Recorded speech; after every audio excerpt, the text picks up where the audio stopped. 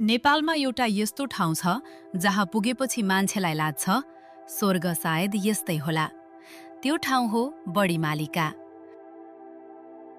सुदूरपश्चिमको बाजुरामा रहेको बडीमालिका केवल मन्दिर होइन, यो आस्था र प्रकृतिको अद्भुत सङ्गम हो।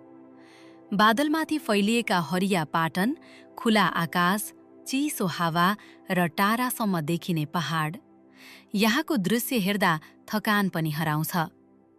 हरेक वर्ष जनै पूर्णिमामा हजारौं भक्तजन कठिन बाटो पार गर्दै यहाँ पुग्छन्। कोही मनको शान्ति खोज्दै आउँछन्, कोही आस्था लिएर, त कोही यो ठाउँको अनुपम सुन्दरता महसुस गर्न। बडीमालिका पुगेपछि एउटा कुरा महसुस हुन्छ, केही ठाउँहरू केवल हेरिँदैनन्, मनभित्र अनुभव गरिन्छ। बडीमालिका केवल गन्तव्य होइन, यो आत्मालाई छुने अनुभव हो।